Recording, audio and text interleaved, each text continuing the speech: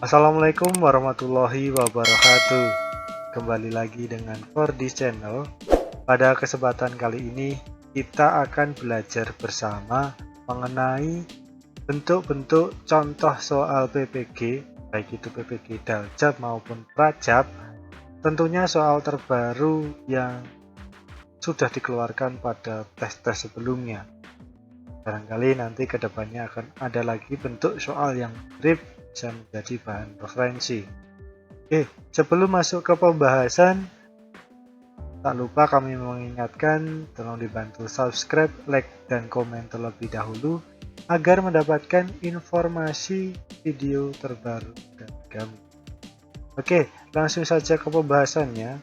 Pada video kali ini nanti terdapat kurang lebih 50 soal beserta pembahasannya tentunya. Silakan Bapak Ibu bisa simak dengan seksama. Semoga bisa menambah referensi belajar kita semuanya. Oke, langsung saja nomor yang pertama. Pada rancangan pembelajaran terdapat contoh kompetensi dasar yaitu mengidentifikasi jenis, sifat, dan fungsi bahan alam dari tanaman untuk produk karya seni rupa dan kriya. Maka rumusan indikator yang bisa dikembangkan guru pada tingkatan kognitif mencipta atau C6 yang tepat adalah, silakan Bapak Ibu bisa menjawab di kolom komentar. Kira-kira jawaban yang paling tepat pada nomor satu ini yang Oke, untuk jawaban yang paling tepat adalah yang E. Kita lihat kata kuncinya pada soal nomor 1. Di sana kita diminta untuk mengidentifikasi. Pada tingkatan kognitifnya itu merupakan C6. Nah, kira-kira indikator yang mana yang tepat untuk menggambarkan tingkatan kognitif mencipta C6? Jawabannya tadi sudah disebutkan yaitu E. Di sana ada kata kerja membuat. Ya Bapak Ibu. Nah, silakan Bapak Ibu bisa belajar mengenai taksonomi Bloom. Di sana nanti ada C1, C2, C3 hingga C6. Silakan bisa dipelajari kata kerjanya. Yang termasuk C1 hingga C6 itu apa saja kata kerjanya. Nah, kita identifikasi bersama untuk jawabannya A. Itu termasuk pada C2 karena mengelompokkan itu termasuk C2. Kemudian yang B itu termasuk C1, yang C itu C2, yang D itu C2 juga, dan yang E baru C6. D itu jawaban yang tepat, berarti yang E. Oke, lanjut ke pertanyaan nomor 2. Pada sebuah rancangan pembelajaran atau RPP tertulis contoh rumusan indikator kompetensi, yaitu menjelaskan kondisi operasi sistem dan komponen perangkat keras. Jika seorang pendidik akan menyusun menjadi tujuan pembelajaran, maka rumusan yang tepat adalah D. Kira-kira jawabannya yang mana Bapak Ibu sekalian? Ya, jawaban untuk nomor 2 ini adalah yang B. Nah, di soal terdapat kata kunci menjelaskan. Dan kita diminta untuk membuat tujuan pembelajaran yang paling tepat dengan indikator kompetensi yang sudah disebutkan. Nah, untuk membuat tujuan pembelajaran, kita bisa beracuan pada aturan ABCD. A-nya itu adalah audien, B-nya itu behavior, C-nya itu condition, dan D-nya itu degree. Jadi dalam tujuan pembelajaran itu terdapat audiennya, nah di sini audiennya adalah siswa, kemudian behaviornya, perilakunya, kemudian ada kondisinya yang mana melalui diskusi, dan degree-nya itu berarti yang keadaannya benar. Melalui siswa menjelaskan benar, itu termasuk ABCD. A-nya siswa, B-nya itu perilaku, berarti menjelaskan, kondisinya melalui diskusi, dan degree-nya itu adalah benar. Oke ya Bapak Ibu sekalian, jawaban nomor 2 adalah B. Nomor 3, pada saat menyusun perencanaan pembelajaran pokok materi tentang unggas, seorang guru merumuskan tujuan pembelajaran agar siswa dapat mendefinisikan hewan unggas, mengelompokkan, dan membedakan jenis-jenis unggas. Adapun pilihan strategi pembelajaran untuk menjelaskan materi kepada siswa tersebut, yaitu strategi pembelajaran deduktif. Mendasarkan tujuan dan strategi pembelajaran tersebut, mencerminkan ragam pengetahuan yang jenisnya. Nah, kita diminta untuk menentukan ragam pengetahuan. Jenisnya apa? Bapak Ibu sekalian silahkan dijawab di kolom komentar. Oke, untuk jawaban nomor 3 ini adalah yang D, konsep. Ya, kita diminta untuk merumuskan tujuan pembelajaran agar siswa dapat mendefinisikan, mengelompokkan, dan membedakan. Nah, itu termasuk ragam pengetahuan konsep. Kalau fakta, itu berarti hal yang sudah terjadi, ya, realita yang sudah terjadi. Kemudian kalau prosedur, berarti itu berisi tentang langkah-langkah. Keterampilan kaitannya dengan skill yang dimiliki. Kemudian kalau prinsip, berarti itu terkait dengan aturan atau ketentuan hukum atau standar. Itu Bapak. Oke, kita lanjutkan. Nah, di ragam pengetahuan juga ada metakognitif dan motorik. Kalau motorik berarti gerakan, metakognitif itu berarti tentang cara untuk berpikir lebih dalam.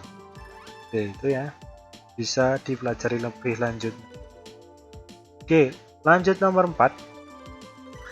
Perencanaan pembelajaran yang menekankan pada proses keterlibatan peserta didik secara penuh untuk dapat menemukan materi yang dipelajari dan dihubungkan dengan situasi kehidupan sehari-hari, sehingga mendorong peserta didik dapat menerapkan dalam kehidupan mereka.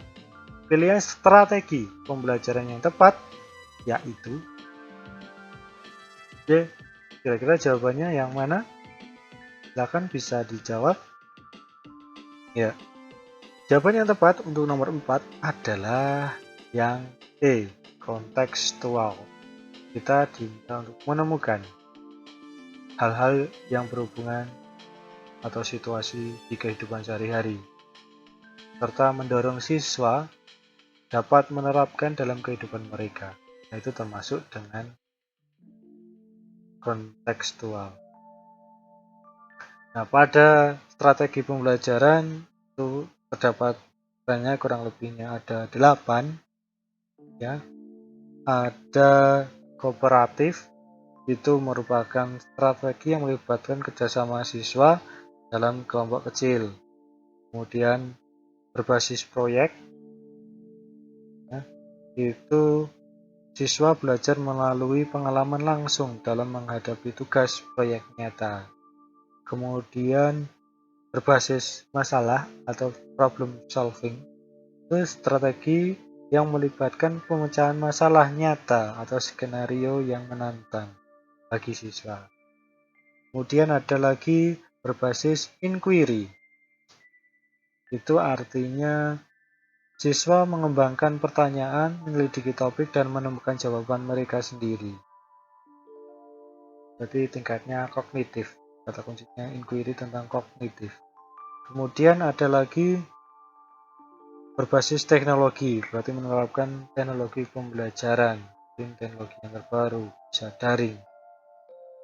Kemudian ada lagi diferensial, yaitu membeda-bedakan cara pembelajaran setiap anaknya dalam satu kelas, tergantung kemampuan atau potensi siswa.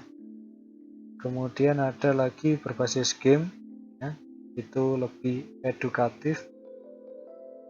Ada lagi reflektif, siswa didorong untuk merefleksikan pengalaman belajarnya.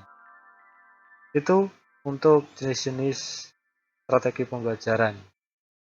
Kita lanjut untuk nomor 5. Saat merancang pembelajaran, seorang guru ingin menyederhanakan konsep atau prinsip hukum yang kompleks sehingga dapat memperjelas penyajian pesan secara tertulis. Media apa yang paling tepat dipilih oleh guru tersebut? Nah, media yang paling tepat untuk menyederhanakan konsep itu yang mana Bapak Ibu? A. Bagan, B. AP, C. Flipchart, dan D. Foto, atau E. Gambar. Oke, jawaban yang tepat itu adalah yang A. Bagan. Di sana kita bisa menyederhanakan konsep jadi sebuah bagan yang bisa dipahami secara jelas oleh peserta didik. Nah, kemudian AP itu adalah untuk meningkatkan keterlibatan atau pengembangan keterampilan kognitif. Itu AP, alat permainan edukatif. Kemudian ada flipchart, itu alat pembelajaran untuk menyajikan informasi secara visual. Flipchart secara visual. Kemudian ada foto, itu untuk menerangkan kejadian nyatanya. Kemudian gambar itu untuk mempresentasikan sesuatu yang ada, mengilustrasikan. Itu adalah gambar. Oke, untuk jawaban nomor 5 adalah A. Bagan. Lanjut nomor 6. Seorang guru merancang evaluasi dengan mendasarkan pada indikator dan tujuan pembelajaran yang sudah ditentukan di RPP. Evaluasi tersebut dimaksudkan untuk menentukan hasil dan kemajuan belajar siswa. Maka jenis evaluasi yang tepat dipilih oleh guru adalah, nah, kira-kira yang mana Bapak Ibu sekalian?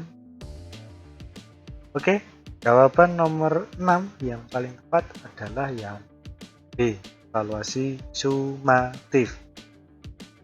Di situ guru diminta mengevaluasi tujuan pembelajaran dari hasil dan kemajuan belajar siswa. Itu adalah kata kuncinya.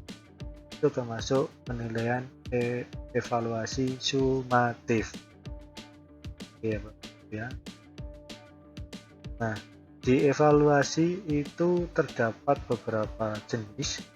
Ya, ada evaluasi formatif, yaitu penilaian yang dilakukan secara berkelanjutan selama proses pembelajaran. Itu untuk evaluasi formatif. Nah, selama proses pembelajaran itu kita mengidentifikasi kira-kira potensi siswa itu sampai sejauh mana. Kemudian ada lagi evaluasi sumatif. Ya, ini jawabannya ya. Berarti ini dilakukan pada akhir pembelajaran. Kalau yang sekarang ini bisa dilakukan pada asesmen sumatif atau ujian semesteran. Itu salah satu untuk evaluasi sumatif. Kemudian ada juga evaluasi selektif. Nah, untuk evaluasi selektif itu memilih mana yang cocok dengan kebutuhan siswa. Kemudian ada diagnostik, ya, itu dilakukan sebelum dimulai suatu program pembelajaran. Kita sebelum melakukan pembelajaran, kita melakukan evaluasi diagnostik pada awal semester supaya bisa menentukan tujuan pembelajarannya kemana. Kemudian ada lagi evaluasi normatif, itu membandingkan prestasi siswa dengan norma atau standar yang telah ditetapkan. Ya, bisa dibilang itu semacam KKM. Kemudian ada lagi evaluasi kriteria, ya, berdasarkan kriteria. Kemudian evaluasi portofolio, yaitu pengumpulan proyek yang sudah dilakukan. Dan evaluasi formatif bersama, yaitu melibatkan banyak siswa untuk mendapatkan nilai terbaiknya. Partisipasi siswa dalam proses evaluasi mereka sendiri. Itu adalah jenis-jenis evaluasi yang ada. Lebih jelasnya nanti bisa dipelajari kembali pada referensi yang lain. Lanjut ke nomor 7. Seorang guru mencari materi dan media dari internet saat menyusun rencana pembelajaran atau RPP. Materi dan media tersebut akan disampaikan pada proses pembelajaran dengan maksud agar siswa tidak mengalami kesulitan memahami pembelajaran. Langkah apa yang harus dilakukan oleh seorang guru saat memilih materi pelajaran? Nah, kira-kira yang mana Bapak Ibu? Oke, jawaban yang paling tepat itu adalah yang A. Karena kita diminta mencari suatu bahan ajar di internet, nah kita harus tahu dulu kompetensi intinya apa, kompetensi dasarnya apa, dan indikatornya apa. Baru nanti kita melihat atau mencari bahan ajar dan jadi nanti kita bahan ajarnya tidak kemana-mana, sudah ada kompetensinya, KD-nya, dan indikatornya. Oke, itu yang pertama kali harus kita pahami terlebih dahulu. Baru nanti kita lihat faktor-faktor yang lain. Sumber materinya juga harus relevan, itu juga salah satu. Jadi kita tekankan terlebih dahulu untuk KI, KD, dan indikator. Oke, itu jawaban nomor 7. Kemudian nomor 8. Seorang guru ingin mengetahui kemampuan siswa dalam mengatur dan mengelola perbedaan pendapat ketika dilakukan diskusi kelompok. Guru tersebut membuat lembar daftar cek dalam bentuk skala yang harus diisikan oleh siswa untuk menilai teman kelompok. Jenis penilaian otentik holistik yang dapat dipilih oleh guru tersebut yaitu jawaban untuk nomor 8 yang paling tepat adalah yang A. Penilaian kinerja. Karena di sini kita ada daftar ceknya dalam bentuk skala, yaitu untuk menilai kinerja. Oke, kalau untuk jenis-jenis penilaian otentik holistik itu terdapat beberapa macam. Ya, salah satunya adalah penilaian proyek, kemudian portofolio, observasi, presentasi, diskusi, terintegrasi, dan simulasi. Itu penilaian. Untuk lebih detailnya, silakan Bapak Ibu bisa membaca pada referensi yang baik. Jelas untuk penilaian ada beberapa, ada proyek, portofolio, observasi, diskusi, tugas terintegrasi, dan simulasi. Oke, itu jawaban untuk nomor 8. Sekarang nomor 9, kita lanjut nomor 9. Seorang guru senior mengajar siswa dengan metode diskusi dan menggunakan media gambar yang sudah berlangsung dari tahun ke tahun. Pada awal semester baru 2019, siswa di kelas tersebut diketahui 70% memiliki preferensi belajar kinestetik sehingga mereka tidak fokus saat pembelajaran dan diskusi berlangsung. Siswa lebih senang jika mengerjakan tugas yang diberikan oleh guru. Dari kasus tersebut, strategi pembelajaran yang paling tepat dipilih oleh guru adalah jawaban yang paling tepat untuk nomor 9 ini adalah yang B, project based learning. Dari permasalahan yang ada, dari project yang ada. Oke, itu strategi pembelajaran sudah ada untuk jawabannya. Nah, untuk strategi pembelajaran itu terdapat beberapa ya, ada 8 yang saya ketahui. Yang pertama itu ada inquiry, itu artinya strategi pembelajaran yang melibatkan siswa dalam proses eksplorasi dan penemuan pengetahuan. Kemudian ada kontekstual, itu strategi pembelajaran yang menempatkan dalam konteks yang relevan. Kemudian ada pembelajaran kolaboratif, yaitu pembelajaran melibatkan siswa dalam kerja kelompok atau tim. Kemudian pembelajaran berbasis proyek, itu pembelajaran berbasis proyek yang melibatkan siswa dalam penyelenggaraan proyek atau tugas yang kompleks. Kemudian ada lagi pembelajaran berbasis teknologi, game, dan pembelajaran berbasis cerita. Nah, itu sangat banyak sekali, silakan bisa dipelajari lagi. jenis-jenis strategi pembelajaran yang ada. Oke, kita lanjut nomor 10. Di sekolah, guru menuliskan beberapa aturan seperti dilarang menginjak rumput dan coret-coret meja. Hal ini merupakan pembiasaan kepada peserta didik agar berkembang kecerdasan. Ya, jawaban nomor 10 ini adalah kecerdasan naturalis. Kecerdasan itu terdapat beberapa pula, Bapak Ibu, ada 8. Ada linguistik, yaitu terkait dengan kemampuan dalam menggunakan bahasa secara efektif. Kemudian logika, matematika, jadi berkaitan dengan kemampuan dalam berpikir logis. Kemudian kecerdasan visual spasial, yaitu melibatkan kemampuan untuk memahami gambar, ruang, dan bentuk secara efektif. Kemudian ada kinestetik, berarti berdasarkan gerakan fisik. Kemudian ada musikal, berarti kecerdasan berdasarkan musik. Kemudian ada interpersonal, melibatkan kemampuan untuk memahami dengan orang lain. Kemudian intrapersonal, dan yang terakhir adalah kecerdasan naturalis.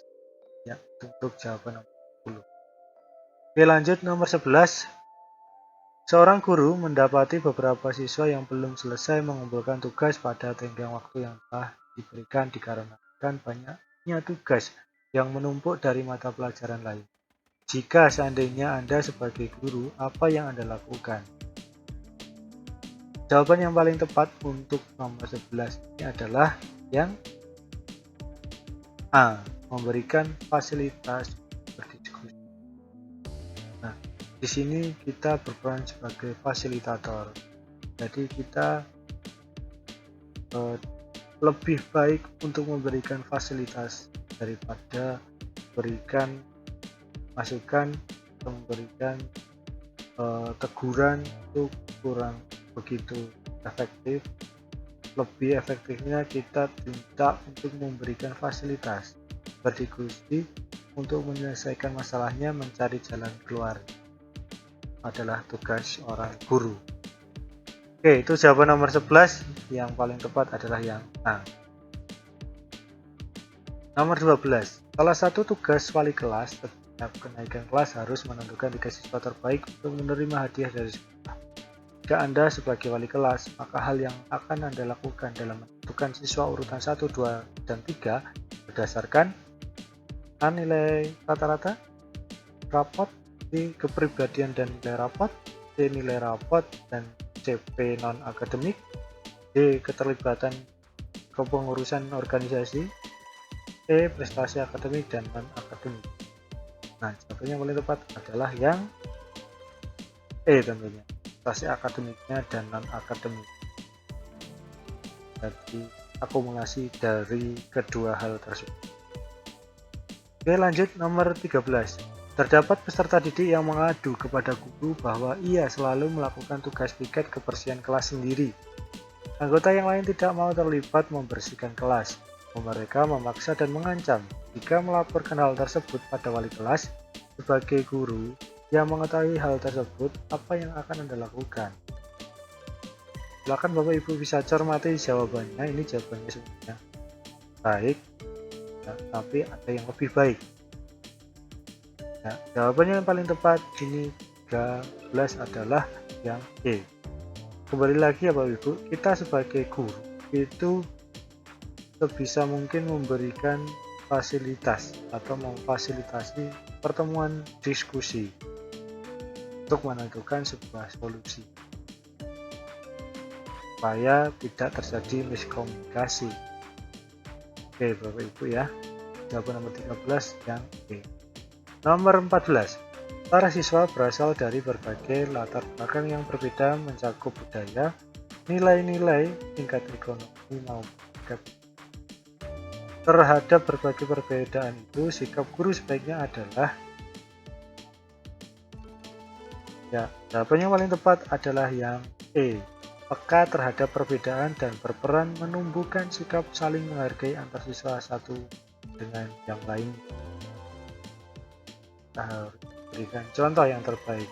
itu saling menghormati. Oke, untuk jawaban nomor 14 adalah E. Sekarang kita masuk ke nomor 15. Salah satu tugas guru piket adalah membuat surat keterangan pemberian poin pelanggaran bagi guru, karyawan, dan siswa yang datang terlambat. Poin pelanggaran tersebut pada jumlah tertentu akan diberi sanksi sesuai kesepakatan. Ketika Anda menjadi guru piket, ada seorang guru dan anaknya, kebetulan anak tersebut sekolah di sekolah Anda, datang terlambat 30 menit. Sesuai aturan, datang terlambat 30 menit harus diberi poin pelanggaran sebanyak 30 poin. Tiba-tiba teman Anda yang terlambat meminta kepada Anda agar dia dan anaknya tidak dibuatkan surat keterangan poin pelanggaran karena alasan ban motor pecah. Apa yang akan Anda lakukan? Oke, kira-kira jawaban yang mana ini yang Bapak Ibu pilih dengan kondisi yang ada atau yang seharusnya? Ya, jawaban yang harusnya kita pilih itu adalah yang tetap membuat surat keterangan poin pelanggaran kepada keduanya dan melaporkan kepada kepala sekolah atas kasus ini. Karena di sini kita menekankan, mengedepankan profesionalitas kita. Ya, tetap dibuatkan tanpa ada dispensasi yang lain. Oke, itu Bapak Ibu sekalian ke-15 soal yang sudah kita bahas bersama. Semoga bisa menambah wawasan kita semua. Kita bertemu lagi pada video selanjutnya yang pastinya membahas soal-soal tentang pretest PPG ya, untuk persiapan pretest PPG tentunya dengan soal yang terbaru. Itu saja dari kami. Terima kasih. Sampai berjumpa di video selanjutnya. Kami akhiri. Wassalamualaikum warahmatullahi wabarakatuh.